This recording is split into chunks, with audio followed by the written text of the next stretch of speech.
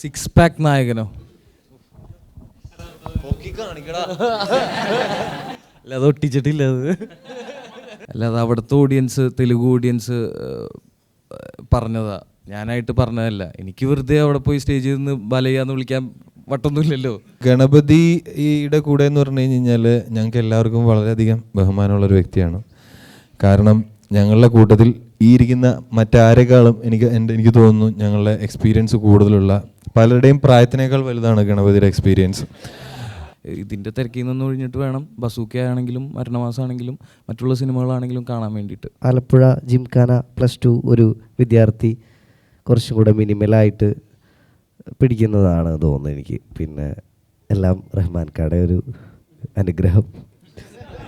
ഞാൻ പറയുന്ന എമൗണ്ടിന് അല്ലെങ്കിൽ ഞാൻ പറയുന്ന പ്രതിഫലത്തിന് എന്നെ എടുക്കാൻ പ്രൊഡ്യൂസേഴ്സ് ഉണ്ട്, അല്ലെങ്കിൽ അങ്ങനെ ഒരു പ്രൊജക്റ്റ് ഓണായി വരുന്നുണ്ട്. അപ്പോൾ എന്നോട് ഇതുവരെ ആരും അങ്ങനെ പ്രതിഫലം കുറയ്ക്കാൻ വേണ്ടി ആവശ്യപ്പെട്ടിട്ടില്ല. എനിക്ക് അങ്ങനത്തെ ഒരു എക്സ്പീരിയൻസ് ഉണ്ടായിട്ടില്ല. സത്യമായിരുന്നു, ആ സമയത്താണ് ജിങ്കാന ഷൂട്ട് നടന്നിരുന്നത്. അവർക്കൊരു 2 സ്കെഡ്യൂള് ഈ ഞങ്ങളുടെ സിനിമയുടെ ഇടയിൽ വേണമായിരുന്നു. അതപ്പോൾ അത് വലിയൊരു സിനിമയാണ്, ഒരുപാട് ആർട്ടിസ്റ്റുകളും വലിയ ആർട്ടിസ്റ്റുകളൊക്കെ ഉള്ള സിനിമയാണ്. അപ്പോൾ അതുകൊണ്ട് ഞങ്ങളുടെ സിനിമ ഷൂട്ട് നടക്കുന്നതുകൊണ്ട് എനിക്കത് ചെയ്യാൻ സാധിച്ചില്ല. ഈ ഒരു സബ്ജക്റ്റ് കൊണ്ട് വരുമ്പോൾ എങ്ങനെ പ്രേക്ഷകർ ഏറ്റവും ഒരു ഭയപ്പാടുണ്ടായിരുന്നു? സിനിമയുടെ ഒരു പോയിന്റിൽ പോലും നമുക്ക് അങ്ങനെ ഒരു ഭയം തോന്നിയിട്ടില്ല. കാരണം എന്താണെന്ന് വെച്ച് കഴിഞ്ഞാൽ നമ്മൾ ചൂസ് ചെയ്തിട്ടുള്ള സബ്ജക്റ്റിൽ അത്രയും കോൺഫിഡൻസ് ഉണ്ടായിരുന്നു. നമ്മളുടെ കൂടെയുള്ള വർക്ക് ചെയ്യുന്ന ടെക്നീഷ്യൻസ് ആൻഡ് ആർട്ടിസ്റ്റുകൾ എല്ലാവരോടും അത്ര കോൺഫിഡൻസ് ഉണ്ടായിരുന്നു. പിന്നെയെന്ന് വെച്ച് കഴിഞ്ഞാൽ ഇതൊരു നമ്മളൊരു സ്പോർട്സ് കോമഡി സിനിമയാണെങ്കിൽ പോലും, ഒരു സ്പോർട്സ് ജോണർ ഉണ്ടെങ്കിൽ പോലും നമ്മൾ മാക്സിമം ഒരു ഇതുവരെ കണ്ടിട്ടുള്ള ഒരു സ്പോർട്സ് സിനിമകളിൽ നിന്നെല്ലാം കുറച്ചെങ്കിലും മാറി നിൽക്കാൻ വേണ്ടി ട്രൈ ചെയ്തിട്ടുണ്ട്. സോ അത്തരമുള്ള ഒരു ട്രൈയും കൂടെ നമ്മൾ ചെയ്യുന്നുള്ളതുകൊണ്ട് ഉറപ്പായിട്ടും ത്രൂ ഔട്ട് ദ ഫിലിമിൻ്റെ പ്രോസസ്സിൽ നമ്മൾ വളരെ കോൺഫിഡൻറ്റ് തന്നെയായിരുന്നു.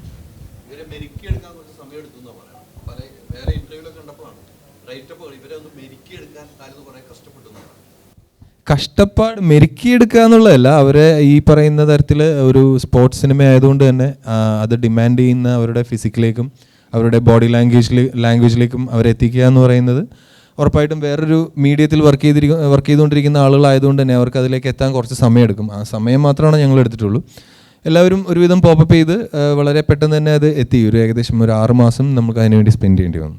ഉത്തരവാദിത്തം എന്നുള്ള നിലയിൽ അത് ഒരു ആർട്ടിസ്റ്റ് നമ്മളെ അങ്ങനെ വിശ്വസിക്കുമ്പോൾ, ഒരു 6 മാസം സ്പെൻഡ് ചെയ്യാൻ വേണ്ടി അയാൾ റെഡി ആകുമ്പോൾ, ഒരു ആർട്ടിസ്റ്റുകൾ മാത്രമല്ല, ഒരു കൂട്ടം ആളുകളുണ്ട് അങ്ങനെ നമുക്ക് വേണ്ടി ടൈം സ്പെൻഡ് ചെയ്തിട്ടുള്ളത്. അപ്പോൾ അത്രയും പേര് നമ്മൾ വിശ്വസിക്കുമ്പോൾ ഉറപ്പായിട്ടും നമ്മൾ റെസ്പോൺസിബിലിറ്റി കൂടും. അവർ അത്രയും എനിക്ക് തോന്നുന്നു സിനിമ നമ്മൾ ചെയ്യാൻ ഉദ്ദേശിക്കുന്ന സിനിമ പ്രോപ്പറായിട്ട് എനിക്ക് അവരിലേക്ക് കമ്മ്യൂണിക്കേറ്റ് ചെയ്യാൻ സാധിച്ചതുകൊണ്ട് തന്നെയാണ് അവർക്ക് അത്രയും വിശ്വാസം സിനിമയോടും ബാക്കി കഥയോടും വന്നതും അവരതിനു വേണ്ടി ടൈം സ്പെൻഡ് ചെയ്യാൻ റെഡി ആയിട്ടുള്ളൂ.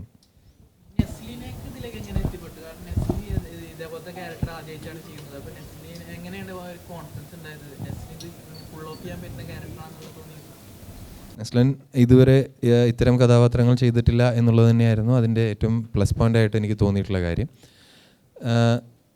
പിന്നെ എനിക്ക് തോന്നുന്നു ഇതിനു മുമ്പ് ഒരു ഇൻ്റർവ്യൂവിൽ പറഞ്ഞിട്ടുള്ള പോലെ എൻ്റെ ഫസ്റ്റ് ചോയ്സ് തന്നെയായിരുന്നു നെസ്ലിൻ.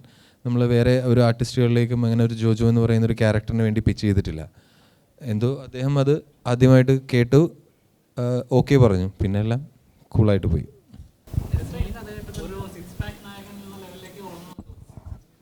സിക്സ് പാക്ക് നായകനോ? അല്ല, അത് ഒട്ടിച്ചിട്ടില്ല.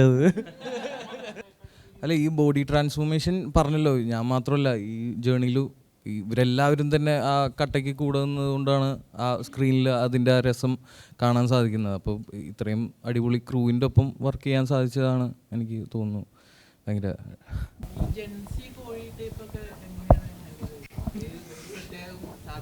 പ്രത്യേകം ക്ലാസ്സിന് കൊണ്ടുപോകുന്നതാണോ?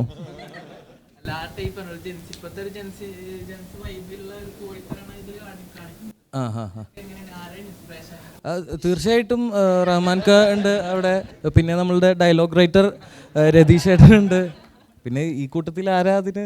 അല്ല, ജിംഷിക ഒഴികെ പോരെ.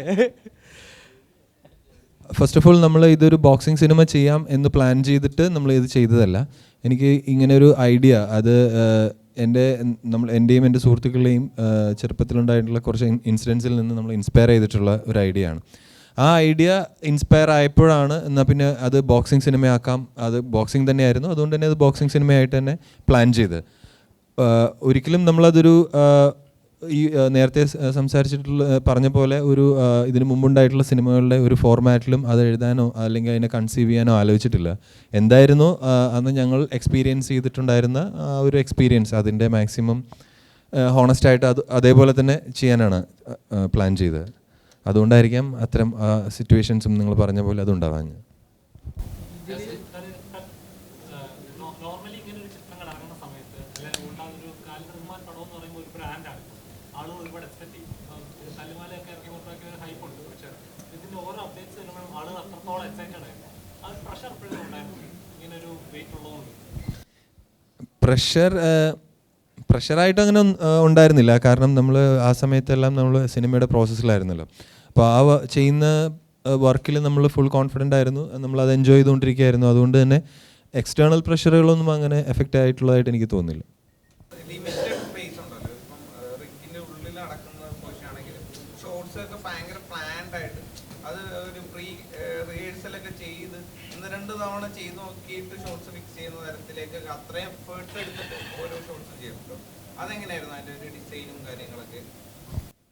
റിങ്ങിൻ്റെ അകത്തുള്ള ഷൂട്ടിലെന്ന് വെച്ച് കഴിഞ്ഞ് കഴിഞ്ഞാൽ അത് basically action choreographer mister Jophil, അദ്ദേഹം ഇവിടെ ഉണ്ട്. സർ കൈപൊക്കുകയാണെങ്കിൽ പ്ലീസ്. ഇദ്ദേഹമാണ് നമ്മളുടെ ബോക്സിംഗ് ആക്ഷൻ കൊറിയോഗ്രാഫി ഡിസൈൻ എല്ലാം ചെയ്തിട്ടുള്ളത്. ഇവരെല്ലാവരെയും ട്രെയിൻ ചെയ്തിട്ടുള്ളത് ജോഫിൽ തന്നെയാണ്. പിന്നെ സിനിമാറ്റോഗ്രാഫർ മിസ്റ്റർ ജിംഷി ഖാലിദ് ഇവിടെ ഉണ്ട്. ഇവർ രണ്ടുപേർക്കുമാണ് അതിൻ്റെ കംപ്ലീറ്റ് ക്രെഡിറ്റ്സ് പോകുന്നത്. പിന്നെ അത്രയും നമ്മൾ പ്ലാൻ ചെയ്തിട്ടുള്ള ഡിസൈൻ ചെയ്തിട്ടുള്ള കൊറിയോഗ്രാഫി കൃത്യമായിട്ട് അത് ഫോളോ ചെയ്ത് പ്രാക്ടീസ് ചെയ്ത് എക്സിക്യൂട്ട് ചെയ്ത് നമ്മളുടെ ആർട്ടിസ്റ്റുകൾ എന്ന് പറയുമ്പോൾ ഇവിടെ ഇരിക്കുന്ന നമ്മളുടെ മെയിൻ ആയിട്ടുള്ള ആർട്ടിസ്റ്റുകൾ മാത്രമല്ല, ഇവർക്ക് ഓപ്പോസിറ്റ് ഫൈറ്റ് ചെയ്തിട്ടുള്ള നമ്മളുടെ സുഹൃത്തുക്കളും നമ്മൾ കാസ്റ്റ് ചെയ്തിട്ടുള്ളതായിട്ടുള്ള ഒരുപാട് ആർട്ടിസ്റ്റുകളുണ്ട്. അവരെല്ലാവരും തന്നെ നമ്മളിലൂടെ വളരെയധികം കോപ്പറേറ്റ് ചെയ്തിട്ടുള്ളവരാണ്. അവരെല്ലാവരും ഇവരെക്കാൾ കൂടുതലായിട്ട് ബോക്സിംഗ് പ്രാക്ടീസ് ചെയ്യും, കുറച്ചെങ്കിലും പ്രൊഫഷണലായിട്ട് ബോക്സിങ്ങിനെ ഫോളോ ചെയ്യുന്നവരാണ്. അവരോടൊക്കെ ഒരുപാട് താങ്ക്ഫുള്ളാണ് ഈ സിറ്റുവേഷനിൽ. കാരണം അവരൊന്നും ഇല്ലാതെ നമുക്കിത് ഒരിക്കലും കംപ്ലീറ്റ് ചെയ്യാൻ പറ്റില്ല. ഓപ്പോസിറ്റ് നിൽക്കുന്നവർ സെലക്ഷൻ ചെയ്യുന്നതിന് ഒരു ടൈം ഉണ്ടായിരുന്നു. ഇപ്പോൾ പറഞ്ഞ ആർട്ടിസ്റ്റുകൾ അപ്പുറത്തേക്ക് അവരുടെ സിനിമ വിജയിക്കുള്ളൂ.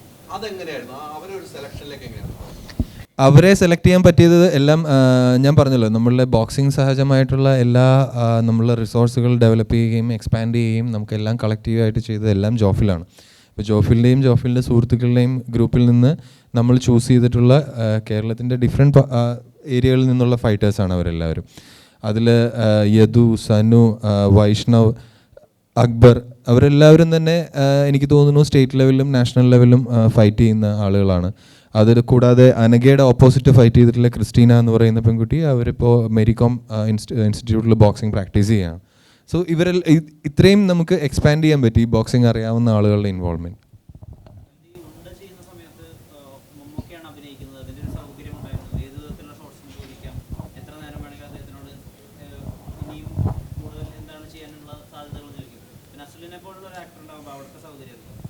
നസ്ലൻ അവിടെ ഉണ്ടോ എന്നുള്ളതാണ് ഏറ്റവും വലിയ സൗകര്യം.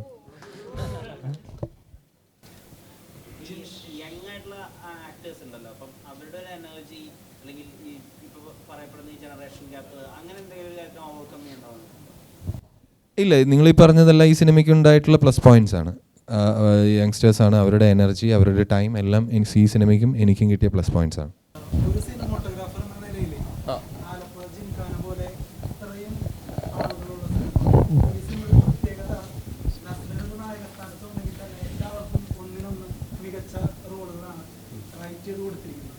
അതുകൊണ്ട് തന്നെ ഇത്രയും പേരുള്ള സിനിമ, ഇത്രയും നല്ല റോളുകളുള്ള ആളുകളുള്ള സിനിമ, ക്രൗഡുള്ള സിനിമയൊക്കെ ഒരു സിനിമോട്ടോഗ്രാഫർ എന്ന നിലയിൽ ഷൂട്ട് ചെയ്യുമ്പോൾ എത്രത്തോളം ചാലഞ്ചിങ് ആണ്? അതായത് ചോദ്യം, ഇപ്പോൾ ഒരു സീനിനകത്ത് ഈക്വലി ഇമ്പോർട്ടൻസ് ഉള്ള മൾട്ടിപ്പിൾ ആക്ടേഴ്സ്, അതായത് 5ഉം 6ഉം അല്ലെങ്കിൽ അതിൽ കൂടുതൽ ആക്ടേഴ്സ്, ഈക്വലി ഡയലോഗ് എക്സ്ചേഞ്ച് ഉള്ള ആക്ടേഴ്സ് തമ്മിൽ നിന്ന് പെർഫോം ചെയ്യുമ്പോൾ എങ്ങനെ നമ്മളത് കമ്പോസ് ചെയ്യും? 1-2 പേര് വർത്തമാനം പറയുന്നത് പോലെ അല്ലല്ലോ എന്നുള്ളതായിരുന്നു. യെസ്, അത് ഒരു നല്ല ചോദ്യം തന്നെയാണ്. ഈ പടം തുടങ്ങിയ സമയത്ത് ഞാനും റഹ്മാൻ അത് ഡിസ്കസ് ചെയ്തിട്ടുണ്ട്.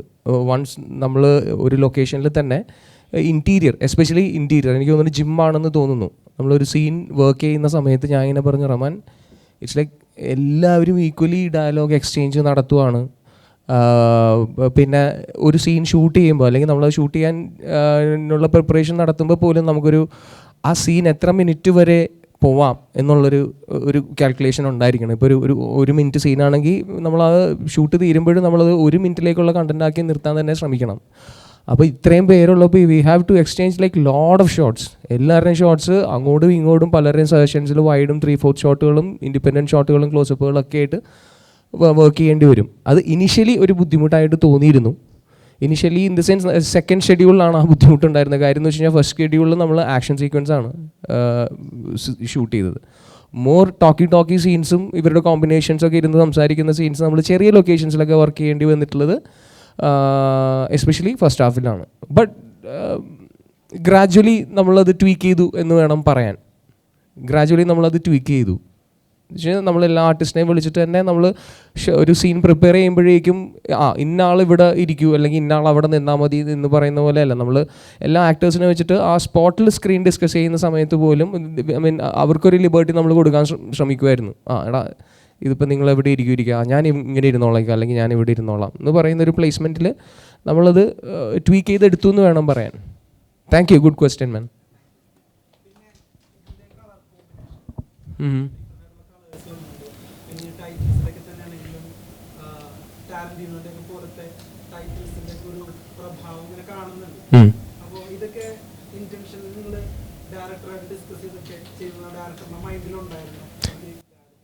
അതാണ് ടൈറ്റിൽ. അല്ല, ബേസിക്കലി ടൈറ്റിലിനെ കുറിച്ച് എനിക്ക് കൂടുതൽ എക്സ്പ്ലെയിൻ ചെയ്യാൻ പറ്റില്ല. കാര്യം എന്ന് വെച്ച് കഴിഞ്ഞാൽ അതിൻ്റെ ഡിസിഷനൊക്കെ ഒരുപാട് കഴിഞ്ഞിട്ട് വന്ന കേസാണ്. എന്ന് വെച്ച് കഴിഞ്ഞാൽ ഷൂട്ടൊക്കെ കഴിഞ്ഞതിന് ശേഷം once it comes to the palette and the colour tone നമ്മളത് ഡിസ്കസ് ചെയ്തിട്ടുണ്ട്. എന്നാലും ഇപ്പം നിങ്ങൾ കാണുന്ന ഔട്ട്പുട്ട് എന്താണോ അത്രയും ക്ലിനിക്കലായിട്ട് നമ്മളതിൻ്റെ ഡിസ്കഷൻസ് ഒന്നും നടന്നിട്ടില്ല. ബട്ട് യെസ്, പാലറ്റിനെ കുറിച്ചൊക്കെ ഒബ്വിയസ്ലി നേരത്തെ തന്നെ ചർച്ച ചെയ്തിട്ടുണ്ട്. സോറി, ജിംഖാനയിൽ എസ്പെഷ്യലി ഞാനൊരു ഇപ്പോൾ ഇവിടെ നിൽക്കുന്ന ഫോട്ടോഗ്രാഫേഴ്സിനൊക്കെ മനസ്സിലാവും, ഞാൻ പ്രോബബ്ലി ഒരു ട്രൈപോഡ് പോലും യൂസ് ചെയ്തിട്ടില്ല. ടെക്നിക്കാലിറ്റി അറിയുന്നവർക്ക് വേണ്ടി ഞാൻ പറയാം, ഞാനൊരു റോപ്പ്, ഒരു റബ്ബർ റോപ്പ് ടോപ്പിൽ നിന്ന് റിങ്ങിൻ്റെ നടുക്ക് ടോപ്പിൽ നിന്ന് ഒരു റബ്ബർ റോപ്പ് ഇറക്കിയിട്ട് അതിലൊരു ഫിഗ് റിങ്ങിനകത്ത് ബ്രെയിനും ലെൻസും മാത്രം വെച്ചിട്ടാണ് വർക്ക് ചെയ്തിട്ടുള്ളത്. അതിൻ്റെ അകത്ത് സാധാരണ നമ്മൾ മൂവി ക്യാമറയിൽ സൗണ്ടിൻ്റെ അതിൻ്റെ ചെറിയ കോമ്പണൻസ് ഉണ്ടാവും. പിന്നെ അതുപോലെ ചെറിയ കോമ്പണൻസ് ഒക്കെ ഇങ്ങനെ ഫിക്സ് ചെയ്ത് വരുമ്പോൾ അതിൻ്റെ വെയിറ്റ് കൂടും, അതിൻ്റെ വോളിയം കൂടും. അതൊക്കെ മാക്സിമം ചെറുതാക്കാൻ വേണ്ടിയിട്ട് just the brain and the camera. പിന്നെ ഞാൻ അതിൻ്റെ ഫ്രണ്ടിൽ ഒരുപാട് ഫിൽറ്റേഴ്സൊക്കെ ഇട്ട് ഷൂട്ട് ചെയ്യാൻ ഇഷ്ടപ്പെടുന്ന ഒരാളാണ്. അതൊക്കെ സാക്രിഫൈസ് ചെയ്യേണ്ടി വന്നു. ബട്ട് യാ, ക്വസ്റ്റ്യന് ഞാനത് ഒന്നും ചെയ്തിട്ടില്ലടാ, ഹാൻഡിൽഡ് ആയിരുന്നു മൊത്തം.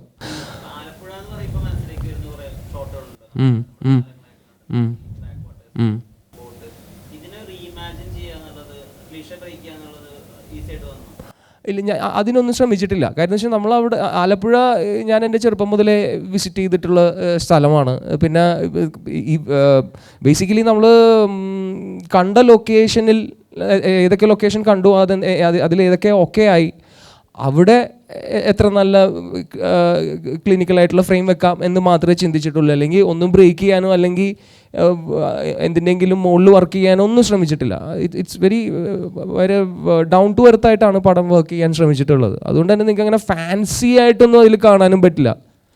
ഇറ്റ്സ് വെരി കണ്ടംപററി ആണ് ഇപ്പോഴും സിനിമ. ഫസ്റ്റ് ഹാഫൊക്കെ അല്ലേ വളരെ ലൈറ്റ്, അനുരാഗരിക്കും വെള്ളത്തിനേക്കാൾ ലൈറ്റാണ് ഫസ്റ്റ് ഹാഫ്.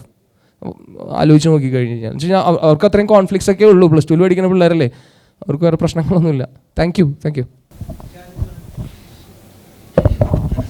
ചേട്ടാ, ഈ സിനിമയിൽ ഒരു ഡയറക്ടർ മാത്രമല്ല, ഒരു നിർമ്മാണ പങ്കാളിയും കൂടിയാണ്. അപ്പോൾ ഒരു 6 മാസത്തെ പ്രോസസ്സ് വേണ്ടി വന്നു എന്ന് പറഞ്ഞു. ഇപ്പോൾ ഒരു ലവർ ബോയ് ആയിട്ടൊക്കെ നല്ല കോമഡിയൊക്കെ കളിച്ച് നടന്നിരുന്ന നസ്ലനെയാണ് ഒരു ആക്ഷൻ മൂഡുള്ള തലത്തിലേക്ക് കൂടി കൊണ്ടുവരാനായിട്ട് ശ്രമിച്ചത്. അപ്പോൾ പ്രോത്സാഹനത്തിനോടൊപ്പം തന്നെ ഒരുപാട് ശാസിച്ചിട്ടുണ്ടാവില്ലേ? മീൻസ് ഒരുപാട് കാര്യങ്ങൾ എന്തെങ്കിലും മിസ്റ്റേക്ക് വരുമ്പോഴൊക്കെ ഗൗരവം കാണിക്കാറുണ്ടോ? നസ്ലനെ എങ്ങനെ മാനേജ് ചെയ്തു? അല്ലെങ്കിൽ ഈസി ആയിരുന്നു എല്ലാം? ഓക്കെ ഇല്ല, അങ്ങനെ മാനേജ് ചെയ്യാൻ ബുദ്ധിമുട്ടൊന്നും ഉണ്ടായില്ല. അങ്ങനെ മാനേജ് ചെയ്യാൻ പറ്റാത്ത സാഹചര്യങ്ങൾ വരുമ്പോൾ ഞങ്ങളൊരു 30 സെക്കൻഡ്സ് 1 മിനിറ്റ് എക്സ്ട്രാ സ്പാർ ചെയ്യും. സ്പാർ ചെയ്യുക എന്ന് പറഞ്ഞു കഴിഞ്ഞാൽ ബോക്സേഴ്സ് തമ്മിൽ പരസ്പരം ഇടിച്ച് പ്രാക്ടീസ് ചെയ്യുന്നതിനെയാണ് സ്പാറിംഗ് എന്ന് പറയുന്നത്. അപ്പോൾ അത് ആ ഒരു സെഷൻ കഴിയുമ്പോഴേക്കും ബാക്കിയെല്ലാം ശരിയാവും. എല്ലാം ക്യാമറ ട്രിക്കല്ലേ, കൊണ്ടേക്കുന്ന ഇടിയല്ല.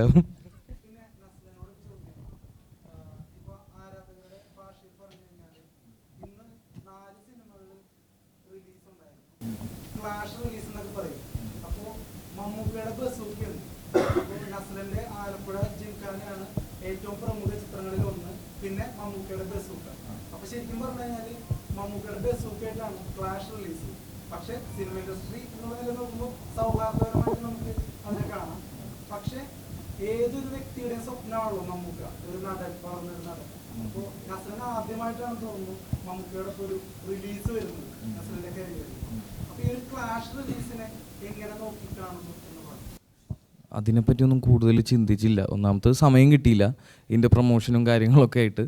പിന്നെ ഞാൻ തീർച്ചയായിട്ടും ഈ ബാക്കിയുള്ള സിനിമകൾ കാണാൻ വേണ്ടി വെയിറ്റ് ചെയ്തിരിക്കുന്ന ഒരാൾ തന്നെയാണ് ഞാൻ. ഇപ്പോൾ ഇതിൻ്റെ തിരക്കിൽ നിന്ന് ഒഴിഞ്ഞിട്ട് വേണം ബസൂക്ക ആണെങ്കിലും മരണമാസമാണെങ്കിലും മറ്റുള്ള സിനിമകളാണെങ്കിലും കാണാൻ വേണ്ടിയിട്ട്. അപ്പോൾ ഭയങ്കര സന്തോഷമുണ്ട്. അപ്പോൾ ഇതിപ്പോൾ ഇങ്ങനെ പറയുമ്പോൾ തന്നെ, അല്ലെങ്കിൽ അതങ്ങനെ ആളുകൾ സംസാരിക്കുന്നുണ്ട് എന്നൊക്കെ അറിയുമ്പോൾ തന്നെ ഒത്തിരി സന്തോഷമുണ്ട്.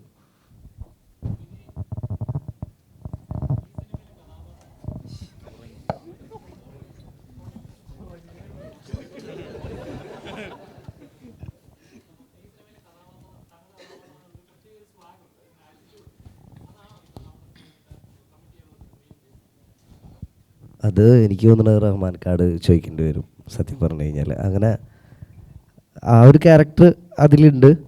പക്ഷെ നമ്മുടെ ആ ഒരു പരിപാടി ക്യാരക്ടറല്ല അതിൽ ആലപ്പുഴ ജിംഖാന +2 ഒരു വിദ്യാർത്ഥി കുറച്ചും കൂടെ മിനിമലായിട്ട് പിടിക്കുന്നതാണ് തോന്നുന്നത് എനിക്ക്. പിന്നെ എല്ലാം റഹ്മാൻ കാടെ ഒരു അനുഗ്രഹം തോന്നുന്നത്.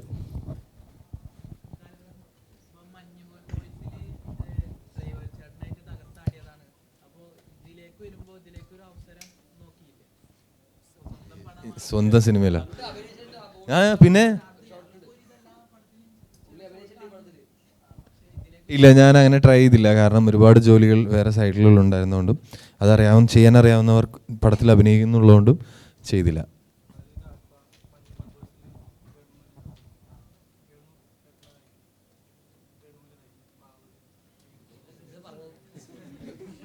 ഗണുവിൻ്റെ കൂടെ വർക്ക് ചെയ്തതിൻ്റെ ഒരു കാരണം എന്താണെന്ന് വെച്ച് കഴിഞ്ഞാൽ ഗണപതിയുടെ കൂടെ എന്ന് പറഞ്ഞു കഴിഞ്ഞാൽ ഞങ്ങൾക്ക് എല്ലാവർക്കും വളരെയധികം ബഹുമാനമുള്ളൊരു വ്യക്തിയാണ്.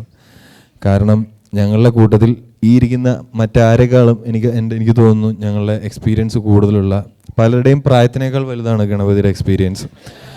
അപ്പോൾ അതുകൊണ്ട് തന്നെ അദ്ദേഹം കൂടെ വർക്ക് ചെയ്യുന്നു, അദ്ദേഹത്തിൻ്റെ കൂടെ വർക്ക് ചെയ്യാൻ പറ്റുക എന്ന് പറയുന്നത് വളരെ അധികം ഞങ്ങൾ എൻജോയ് ചെയ്തിട്ടുള്ളൊരു പ്രോസസ്സാണ്. കാരണം അത്ര എക്സ്പീരിയൻസ് ഉള്ള ഒരാൾ ഈ പിള്ളേരുടെ കൂടെ അത്ര സെയിം എഫേർട്ട് ഇട്ട് വർക്ക് ചെയ്യുക എന്ന് പറയുന്നത് വലിയൊരു കാര്യമല്ലേ. അപ്പോൾ വി ആർ സോ ഗ്രേറ്റ്ഫുൾ. പക്ഷേ കേണോ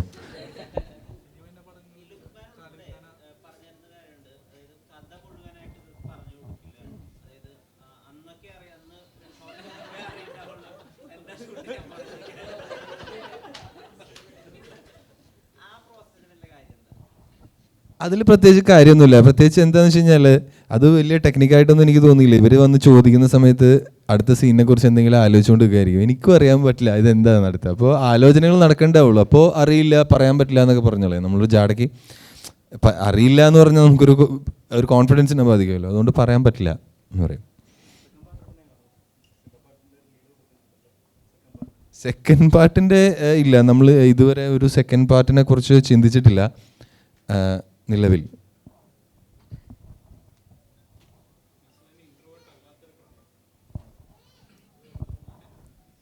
അല്ല, അത് തന്നെയാണ് ഈ ക്യാരക്ടർ അല്ലെങ്കിൽ ഈ പ്രൊജക്റ്റ് ഞാൻ പിക്ക് ചെയ്യാൻ കാരണവും അതാണ്. ഇതുവരെ ചെയ്തതിൽ നിന്ന് കുറച്ചുകൂടി ഡിഫറെൻ്റ് ആയിട്ടുള്ളൊരു ക്യാരക്ടറാണ്. മൊത്തത്തിലുള്ള മൂഡ് വേറെയാണ് പടത്തിൻ്റെ. അപ്പോൾ അത് തന്നെയാണ് എന്നെ എക്സൈറ്റ് ചെയ്യിച്ചതും ഈ പ്രൊജക്റ്റിൽ. അല്ല, അത് എല്ലാവർക്കും തന്നെ കിട്ടിയിട്ടുണ്ട്. ഓരോ വീഡിയോകളും കിട്ടിയ എണ്ണവും എല്ലാം ഓർമ്മയുണ്ട്. അത് സ്ക്രീനിൽ കണ്ട എല്ലാവരും എനിക്ക് ഇടി കിട്ടുമ്പോൾ എല്ലാവരും ആസ്വദിക്കുന്നുണ്ട്. അതെല്ലാം കാണുമ്പോൾ ഒത്തിരി സന്തോഷം. എടുത്ത എഫേർട്ടുകൾക്ക് നല്ലൊരു റിസൾട്ട് കിട്ടി എന്നുള്ളത്.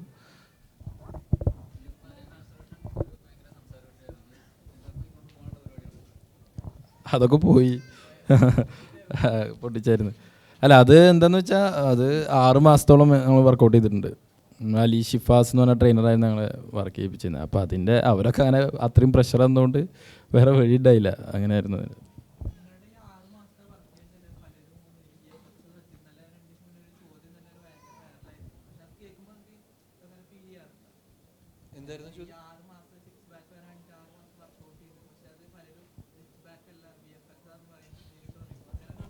ആ പറഞ്ഞവരങ്ങോട്ട് വിളിക്കേ.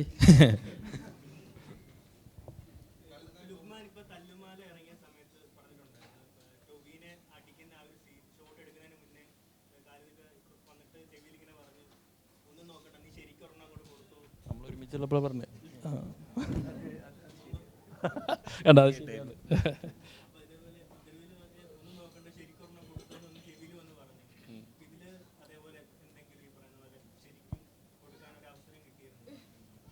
ഇല്ല ഇതിലങ്ങനെ ഒരു തവണ ഉണ്ടായിട്ട് തോന്നുന്നുണ്ടല്ലേ. അല്ല അങ്ങനെ എന്താണെന്ന് വെച്ചാൽ ഇതൊക്കെ ശരിക്കും കൊടുക്കുന്നതാണ്. അത് ചിലപ്പോൾ ആ ഷോട്ടിന് അത്രയും അങ്ങനെ ആ ടച്ച് അങ്ങനെ തോന്നണം, അങ്ങനത്തെ ഷോട്ടായിരിക്കും. അപ്പോൾ അത് ഡിമാൻഡ് ചെയ്യുന്നതുകൊണ്ടാണ് അതങ്ങനെ. അല്ലാതെ നമ്മൾ ഇപ്പോൾ ഒരു ഫൈറ്റ് സീക്വൻസിൽ എല്ലാം കൊടുത്തുകൊണ്ട് ഇത് സിനിമയാണല്ലോ, എല്ലാം ടച്ച് ചെയ്ത് നമുക്ക് ചെയ്യാൻ പറ്റില്ലല്ലോ, ഇത് കഴിഞ്ഞിട്ട് ജീവിക്കണ്ടേ. അപ്പോൾ അതുകൊണ്ട് തന്നെ അത് അങ്ങനത്തെ 1-2 ഷോട്ടുകളിൽ ചിലപ്പോൾ സംഭവിക്കാം. അപ്പോൾ ഇതിലും അങ്ങനെ ഒരു ഷോട്ടിൽ ഉണ്ടായിട്ടുണ്ട് അല്ലേ, അത് ഓർമ്മയില്ലേ? ഉണ്ടായിട്ടുണ്ട്.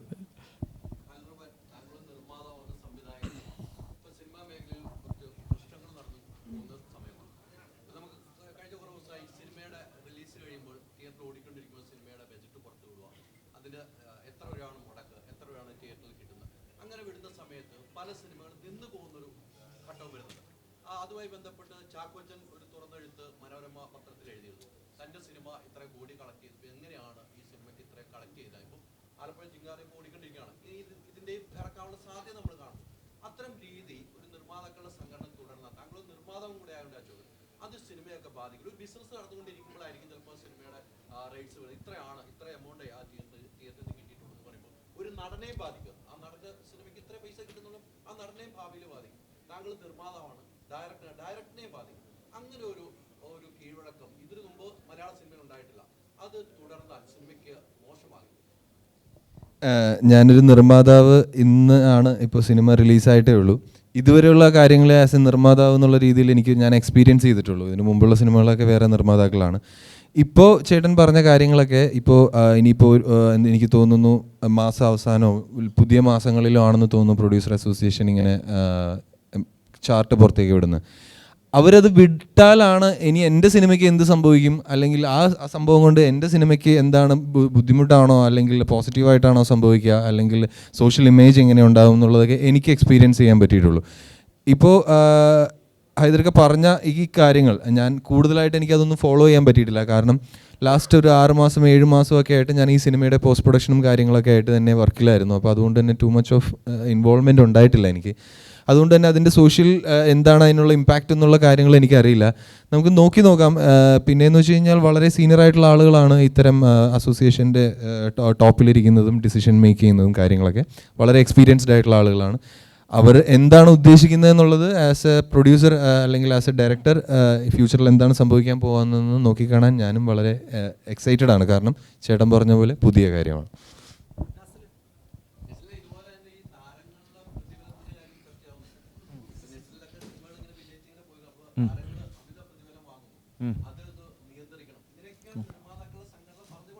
ഓക്കെ.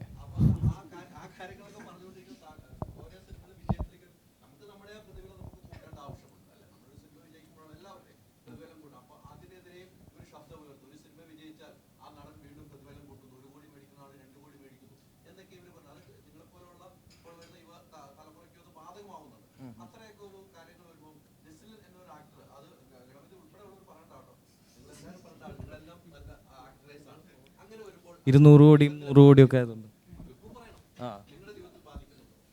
എന്നെ ഇതുവരെ ബാധിച്ചിട്ടില്ല. കാരണം ഞാൻ വർക്ക് ചെയ്യുന്നുണ്ടല്ലോ. ഞാൻ പറയുന്ന എമൗണ്ടിന് അല്ലെങ്കിൽ ഞാൻ പറയുന്ന പ്രതിഫലത്തിന് എന്നെ എടുക്കാൻ പ്രൊഡ്യൂസേഴ്സ് ഉണ്ട്, അല്ലെങ്കിൽ അങ്ങനെ ഒരു പ്രൊജക്റ്റ് ഓണായി വരുന്നുണ്ട്. അപ്പോൾ എന്നോട് ഇതുവരെ ആരും അങ്ങനെ പ്രതിഫലം കുറയ്ക്കാൻ വേണ്ടി ആവശ്യപ്പെട്ടിട്ടില്ല. എനിക്ക് അങ്ങനത്തെ ഒരു എക്സ്പീരിയൻസ് ഉണ്ടായിട്ടില്ല. ഞങ്ങളെ കൂട്ടത്തിലൊരു സൂപ്പർ സ്റ്റാർ ഇദ്ദേഹമാണ്. അങ്ങനെയൊക്കെ ഞാനാണ്. എന്താ ചോദിച്ചതെന്ന് പറഞ്ഞേ? എനിക്ക് തോന്നുന്നു ഞാൻ അതിപ്പോൾ സംസാരിക്കാൻ എനിക്ക് അങ്ങനെ സിറ്റുവേഷൻ ഒന്നും ഉണ്ടായിട്ടില്ല. അങ്ങനെ പ്രതിഫലം കൂടുതൽ കൂടുതൽ കറക്റ്റ് പൈസ പോയി വാങ്ങുള്ളൂ. അപ്പോൾ അത് ഓക്കെയാണ്. അത് ഇതുവരെ അങ്ങനത്തെ ഒരു സിറ്റുവേഷൻ ഉണ്ടായിട്ടില്ല. അപ്പോൾ അത് അറിയില്ല എങ്ങനെ.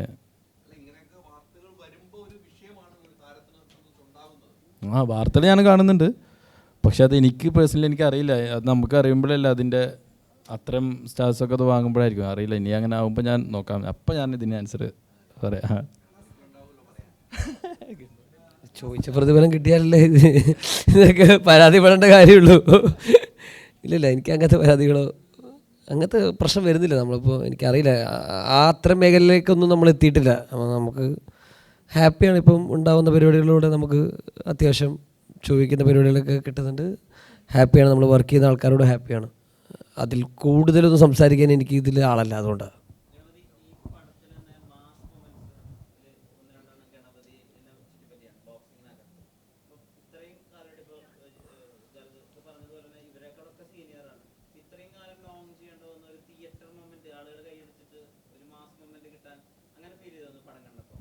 ഉറപ്പായിട്ടും നമുക്ക് ഓരോ കഥാപാത്രങ്ങൾ ചെയ്യുമ്പോൾ ഓരോരോ അവസരങ്ങൾ കിട്ടുക എന്ന് പറഞ്ഞത് ഇമ്പോർട്ടൻ്റ് ആണ്. നമുക്ക് എപ്പോഴാണ് ഒരു മാസ് കഥാപാത്രം ചെയ്യാൻ പറ്റുക, അല്ലെങ്കിൽ ഇപ്പോൾ ഇത്ര കാലം ഞാൻ ചെയ്തതൊരു ഹ്യൂമർ, ഇതിലാണ് ഞാൻ കുറച്ച് സട്ടിലായിട്ട് കുറച്ചൊരു വേറൊരു ടൈപ്പ് ഓഫ് ക്യാരക്ടർ ചെയ്തത്. അപ്പം നമ്മൾ തിരിച്ചറിയാനും നമ്മളെ കൊണ്ട് അത് ചെയ്യിപ്പിക്കാൻ പറ്റുന്ന വിശ്വാസമുള്ള ഡയറക്ടേഴ്സ് ഉണ്ടാകുമ്പോഴാണ് നമുക്കത് ചെയ്യാൻ പറ്റുന്നൊരു അവസരം ഉണ്ടാവുക.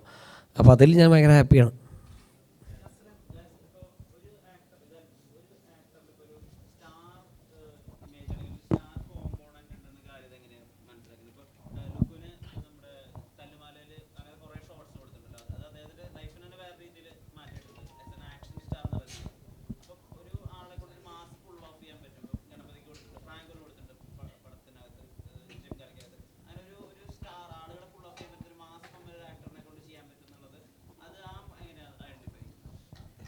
മാസ് അത് എനിക്കറിയില്ല. ഇപ്പോൾ നമ്മൾ സിറ്റുവേഷൻ വർക്ക് ചെയ്യുന്ന സമയത്ത് നമുക്ക് തിയേറ്ററിലിരിക്കുന്ന ഓഡിയൻസിനെ അത് കുറച്ചും കൂടെ ഹുക്ക് ചെയ്യണം എന്ന് പറയുന്ന സിറ്റുവേഷൻ ആണെങ്കിൽ നമ്മൾ ആദ്യം സീനുകളാണല്ലോ ഡെവലപ്പ് ചെയ്യുക. ക്യാരക്ടറിനെയും സീനിനെയും ഡെവലപ്പ് ചെയ്ത് കഴിഞ്ഞതിന് ശേഷമായിരിക്കുമല്ലോ അതിനെ ആ ഒരു ലിഫ്റ്റിലേക്ക് വരിക. അപ്പോൾ ആ എഴുത്തിൽ തന്നെ അല്ലെങ്കിൽ പ്രീ പ്ലാനിങ്ങിൽ തന്നെ നമ്മൾ ഏകദേശം ഒരു 40 to 50% നമ്മളത് പ്രിപ്പയർഡ് ആയിരിക്കും. അതിൻ്റെ മേക്കേഴ്സ് എങ്ങനെയായിരിക്കണം അത് കൺസീവ് ചെയ്യേണ്ടത്, എക്സിക്യൂട്ട് ചെയ്യേണ്ടത് എന്നുള്ളത്. പിന്നെ നമ്മൾ അങ്ങോട്ടേക്ക് ചൂസ് ചെയ്യുന്ന ഒരു ആക്ടർ എന്ന് പറയുന്നത് അദ്ദേഹത്തിൻ്റെ ക്യാപ്പബിലിറ്റിയാണ്. അപ്പോൾ അത് നമ്മൾ ചൂസ് ചെയ്യുമ്പോൾ എന്ന് പറയുന്നത് ഉറപ്പായിട്ടും അവരിതിന് മുമ്പ് ചെയ്തിട്ടുള്ള സിനിമകൾ, അവർ ചെയ്തിട്ടുള്ള ക്യാരക്ടേഴ്സ്, അവർ എക്സിക്യൂട്ട് ചെയ്തിട്ടുള്ള രീതികൾ, അതിൽ നിന്നൊക്കെ നമുക്ക് കാണുമ്പോൾ ഉറപ്പായിട്ടും നമ്മളും പ്രേക്ഷകരാണ്, സിനിമ തിയേറ്ററിൽ കാണുന്ന ആളുകളാണ്. അതുകൊണ്ട് തന്നെ നമുക്കൊരു എക്സ്പെക്റ്റേഷൻ ഉണ്ടാവും ഓരോ ആക്ടേഴ്സിനോടും. ഇയാൾ ഇങ്ങനെ ചെയ്താൽ നന്നായിരിക്കും, ഇയാളെ കൊണ്ട് ഇങ്ങനെയൊക്കെ ചെയ്യാൻ പറ്റിയിരുന്നെങ്കിൽ അടിപൊളിയായിരിക്കും എന്നുള്ളത്. ആ ഒരു എക്സ്പെക്റ്റേഷനും കൂടെ ചേരുമ്പോഴാണ് ഈ പറയുന്ന കാസ്റ്റിംഗ് സംഭവിക്കുന്നത്.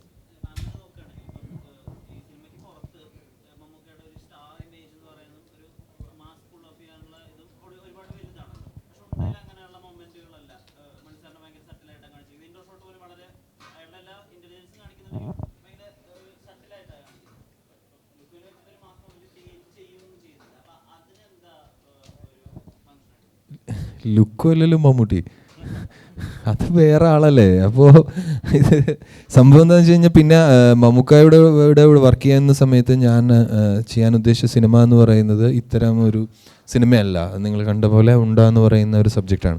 ആ സിനിമയ്ക്ക് അത് അത്രയും മതി, അല്ലെങ്കിൽ ആ സിനിമയ്ക്ക് അങ്ങനത്തെ ഒരു ക്യാരക്ടറിനെയാണ് ഡിമാൻഡ് ചെയ്യുന്നത്, അത്തരം പെർഫോമൻസിനെയും ആണ് ഡിമാൻഡ് ചെയ്യുന്നത്. അതിൽ കൂടുതൽ നമ്മൾ ചെയ്യേണ്ട കാര്യമില്ല, അത് ശരിയല്ല. അതുകൊണ്ടാണ്. യെസ്,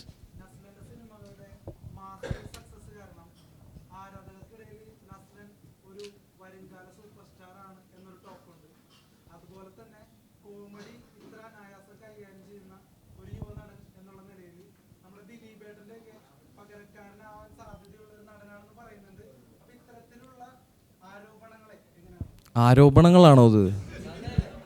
നല്ലതല്ലേ? അല്ല, ഒരിക്കലും ഞാൻ അടുത്തൊരു ദിലീപേട്ടനായിട്ടോ അല്ലെങ്കിൽ അദ്ദേഹമൊക്കെ ചെയ്തു വെച്ചേക്കുന്ന ക്യാരക്ടേഴ്സും അല്ലെങ്കിൽ അദ്ദേഹത്തിൻ്റെ കഴിവൊക്കെ നമുക്ക് അറിയുന്നതാണ്. ഒരിക്കലും അദ്ദേഹത്തോടൊന്നും ഉപമിക്കാൻ ഞാനായിട്ടില്ല എന്ന് ഉള്ള സ്വയമായിട്ടുള്ള ബോധ്യമുണ്ട്. പിന്നെ അതും ആദ്യത്തെ സൂപ്പർ സ്റ്റാർ, ഞാൻ അങ്ങനത്തെ ഒരു സ്റ്റാർ ആവണം എന്ന് കരുതി സിനിമയിൽ വന്ന ഒരാളുമല്ല. ഇപ്പോൾ ചെയ്യുന്ന സിനിമകൾ അല്ലെങ്കിൽ ചെയ്യുന്ന കഥാപാത്രം, എനിക്ക് ഇഷ്ടപ്പെടുന്ന കഥാപാത്രങ്ങൾ, ഇഷ്ടപ്പെടുന്ന സിനിമകൾ ചെയ്യുക എന്നുള്ളത് മാത്രമേ ഉള്ളൂ എൻ്റെ ആഗ്രഹം.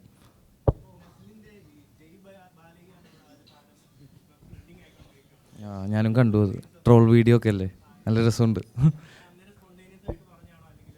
അല്ലാതെ അവിടുത്തെ ഓഡിയൻസ്, തെലുഗു ഓഡിയൻസ് പറഞ്ഞതാ, ഞാനായിട്ട് പറഞ്ഞതല്ല. എനിക്ക് വെറുതെ അവിടെ പോയി സ്റ്റേജിൽ നിന്ന് ബാലയ്യ എന്ന് വിളിക്കാൻ വട്ടൊന്നുമില്ലല്ലോ.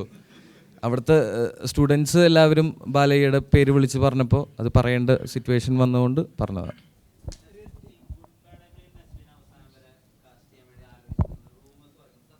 സത്യമായിരുന്നു. ആ സമയത്താണ് ജിങ്കാന ഷൂട്ട് നടന്നിരുന്നത്. അവർക്കൊരു 2 സ്കെഡ്യൂള് ഈ ഞങ്ങളുടെ സിനിമയുടെ ഇടയിൽ വേണമായിരുന്നു. അതപ്പോൾ അത് വലിയൊരു സിനിമയാണ്, ഒരുപാട് ആർട്ടിസ്റ്റുകളും വലിയ ആർട്ടിസ്റ്റുകളൊക്കെ ഉള്ള സിനിമയാണ്. അപ്പോൾ അതുകൊണ്ട് ഞങ്ങളുടെ സിനിമ ഷൂട്ട് നടക്കുന്നതുകൊണ്ട് എനിക്കത് ചെയ്യാൻ സാധിച്ചില്ല. അജിത് സാറിൻ്റെ മോൻ. യെസ്,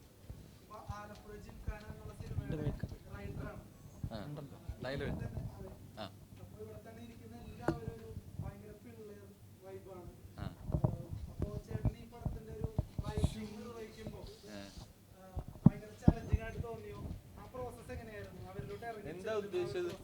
താനെന്താ ഉദ്ദേശം? ഞങ്ങളുടെ രതീഷേട്ടൻ തന്തവായി പോന്നോ? പറഞ്ഞു കൊടുക്കണ ഇവിടെ കൂടെ എന്ന് പറയാനുള്ളത്.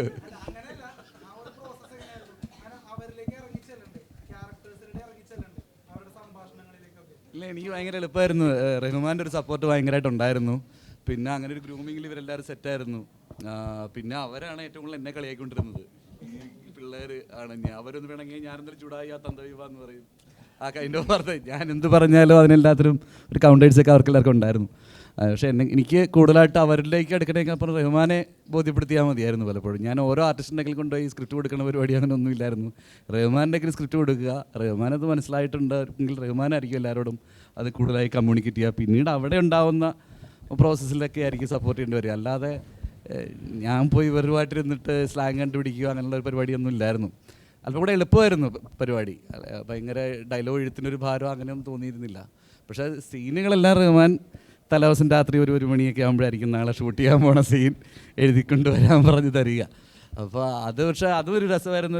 ഒരു 95 ദിവസവും അത്ര ഒരു ചർച്ചയും ഡിസ്കഷനൊക്കെ ഫുൾ ടീമായിട്ടൊക്കെ ഈ സിനിമ ഷൂട്ട് ചെയ്ത് അത്രയും ദിവസവും ഷൂട്ട് കഴിഞ്ഞെത്തുന്നത് ഒരു 3 മണിക്കാണെങ്കിൽ 4 മണിയാകുമ്പോൾ എല്ലാവരും വന്നിരുന്നു 1 മണിക്കൂർ ആ സിനിമ നാളെ ഷൂട്ട് ചെയ്യാൻ പോകുന്ന സീനിനെ കുറിച്ചൊരു ഡിസ്കഷനും പരിപാടിയൊക്കെ ഉണ്ടായിരുന്നു. കാരണം എനിക്ക് ഭയങ്കര എളുപ്പമായിട്ടാണ് തോന്നിയത് ഈ സിനിമയിൽ.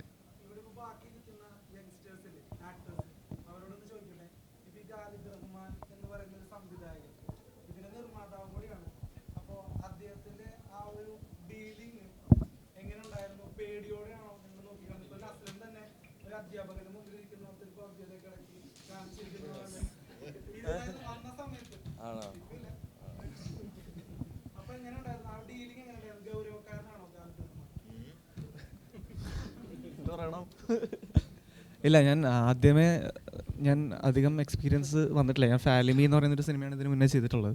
അപ്പം അത് കഴിഞ്ഞ് ഇമ്മീഡിയറ്റ്ലി വന്നൊരു സിനിമയാണ് റഹ്മാനിക്കയുടെ സിനിമ. അപ്പോൾ ആ സമയത്ത് എൻ്റെ മനസ്സിൽ ഒരുപാട് ഇൻഹിബിഷൻസ് ഉണ്ടായിരുന്നു, ഈ പറയുന്ന റഹ്മാനിക്ക എങ്ങനെയായിരിക്കും എന്നുള്ളതൊക്കെ. പക്ഷേ ഷൂട്ടിൻ്റെ ആദ്യത്തെ ഒരാഴ്ച തന്നെ അത്രയും പോകേണ്ടി വരുന്നില്ല. നമ്മൾ ആദ്യമേ ബോക്സിങ്ങിൻ്റെ ട്രെയിനിങ് തന്നെ റഹ്മാനിക്ക നമ്മുടെ കൂടെ ഉണ്ടായിരുന്നു. അപ്പം ആ ഒരു പ്രോസസ്സിൽ നമ്മളെല്ലാവരും ഒരു ബ്രദർ അല്ലെങ്കിൽ ഒരു ഫ്രണ്ട് എന്നുള്ള രീതിയിലാണ് നമ്മളെല്ലാവരും ഇടപഴകിക്കൊണ്ടിരുന്നത്. അപ്പം ഡയറക്ടർ സീറ്റിൽ നിന്ന് ഇറങ്ങിക്കഴിഞ്ഞാൽ റഹ്മാനിക്ക് എന്തായാലും ഒരു ബ്രദറിനെ പോലെയാണ്. അതുകൊണ്ട് അത്രയും പാടുണ്ടായിരുന്നില്ല.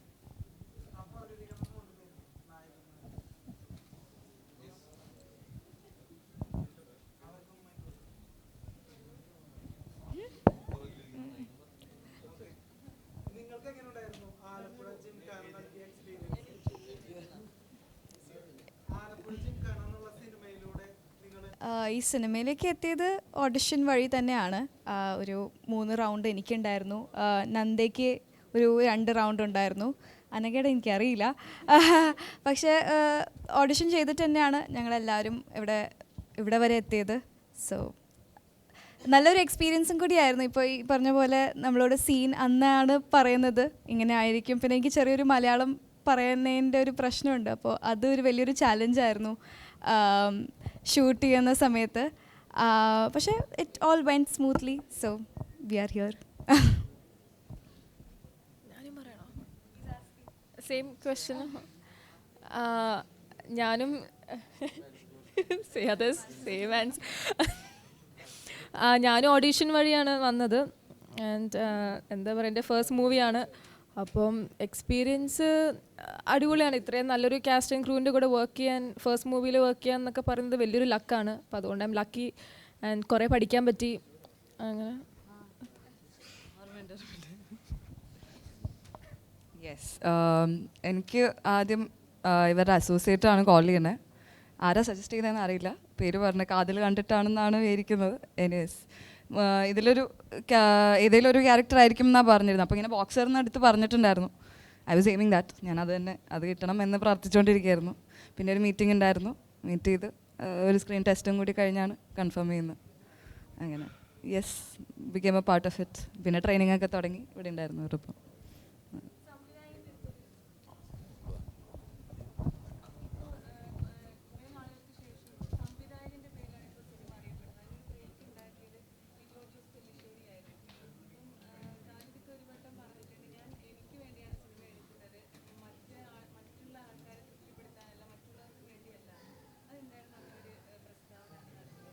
അതങ്ങനെ ആയതുകൊണ്ടാണ്. കാരണം അത് ഞാനങ്ങനെ അതൊരു ജാടയ്ക്ക് വേണ്ടിയിട്ടോ ഒരു അഹങ്കാരത്തിൻ്റെ പുറത്തോ പറഞ്ഞതല്ല. നമ്മളെ സന്തോഷിപ്പിക്കാൻ വേണ്ടി തന്നെ ഒരു കാര്യം ചെയ്യുമ്പോഴാണല്ലോ നമ്മളത് മാക്സിമം എൻജോയ് ചെയ്ത് ചെയ്യുകയും അതിൻ്റെ ഔട്ട്പുട്ട് നന്നായിരിക്കാൻ നമ്മൾ ഏറ്റവും കൂടുതൽ ഹാർഡ് വർക്ക് ചെയ്യുകയും ചെയ്യുന്നത്. അത് തന്നെയുള്ളൂ അതിൻ്റെ ഒരു റീസൺ ആയിട്ടുള്ളത്. അല്ലാതെ അതിൽ പ്രത്യേകിച്ച് ഒന്നുള്ളതായിട്ട് തോന്നുന്നില്ല. പിന്നെ ഇവിടെ ഇരിക്കുന്നവരിൽ ഒരുവിധം എല്ലാവരെയും തന്നെ നിങ്ങൾക്ക് പരിചയം ഉണ്ടാവും. അത് ഷോൺ, അടുത്തിരിക്കുന്നത് മിസ്റ്റർ സമീർ. അദ്ദേഹം ഈ സിനിമയിൽ എൻ്റെ കോ പ്രൊഡ്യൂസറാണ്. അദ്ദേഹത്തിൻ്റെ ഹെൽപ്പാണ് ഈ സിനിമയുടെ ഇതുവരെയുള്ള. അദ്ദേഹം മാത്രമല്ല, ഞങ്ങളുടെ കൂടെയുള്ള സുബീഷുണ്ട്, ജോബിനുണ്ട്, അവരൊക്കെ ഇവിടെ ഉണ്ട്. ഞങ്ങളുടെ കയറിയിട്ടില്ല എന്നേ ഉള്ളൂ. പിന്നെ അതിനുശേഷം സന്ദീപ്. ഇത് ശ്രീനിയാണ് ഈ സിനിമയുടെ തിരക്കഥ എൻ്റെ കൂടെ ജോയിൻ ചെയ്ത് തുടക്കം മുതൽ ഈ സിനിമയിൽ ആദ്യം ജോയിൻ ചെയ്ത ഒരു ടെക്നിക്കൽ റൈറ്റർ ഡിപ്പാർട്ട്മെൻറ്റിലുള്ളൊരു കക്ഷിയാണ്. ഇത് പിന്നെ അറിയാലോ, ഇവരൊക്കെ ആക്ടേഴ്സാണ്. പുറകിലിരിക്കുന്നവരെ നിങ്ങൾക്കറിയാം. ജോഫിൽ, നേരത്തെ പറഞ്ഞ പോലെ തന്നെ ജോഫിലിൻ്റെ ടീമിൻ്റെ ഹെൽപ്പുമാണ് ഈ സിനിമ ഇവിടെ ഇത്രയും എത്തി നിൽക്കാനും ഞങ്ങൾക്ക് ഇത്രയും വലിയൊരു സക്സസ് കിട്ടാനും കാരണമെന്നാണ് ഞാൻ വിശ്വസിക്കുന്നത്. സോ ഞങ്ങളുടെ ഇൻവിറ്റേഷനിൽ ഇവിടെ വന്ന എല്ലാവർക്കും ഒരുപാട് നന്ദിയുണ്ട്.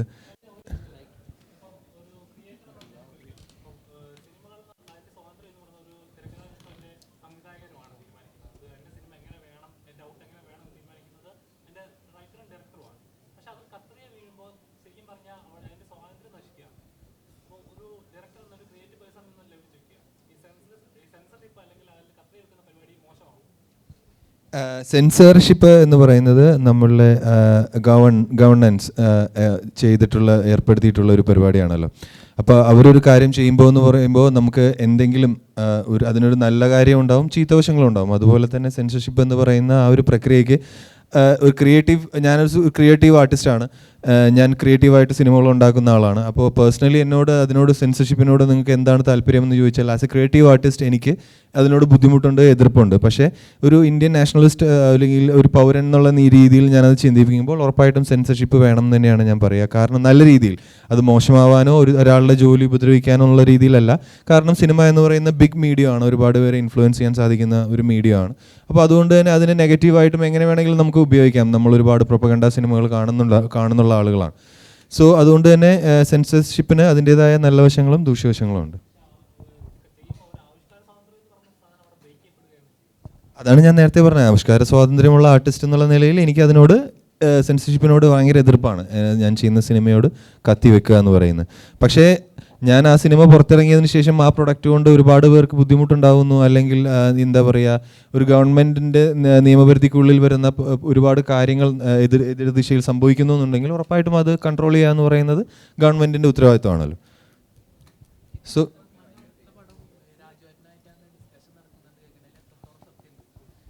ഒരുപാട് ഡിസ്കഷൻസ് നടന്നു എന്നേ ഉള്ളൂ. അതിലൊന്നും ഇതുവരെ തീരുമാനം ഉണ്ടായിട്ടില്ല.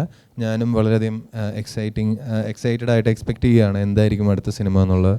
ഇനിയെങ്കിലും വേറൊരു സിനിമ ചെയ്യണം, നല്ലൊരു സിനിമ ചെയ്യണം എന്നൊരു ആഗ്രഹമുണ്ട്. So so thank you so much. അങ്ങനെയല്ല, ഇതിനേക്കാൾ നല്ലൊരു സിനിമ ചെയ്യണം എന്നുള്ളതാണ് അടുത്തൊരാഗ്രഹം. Thank you.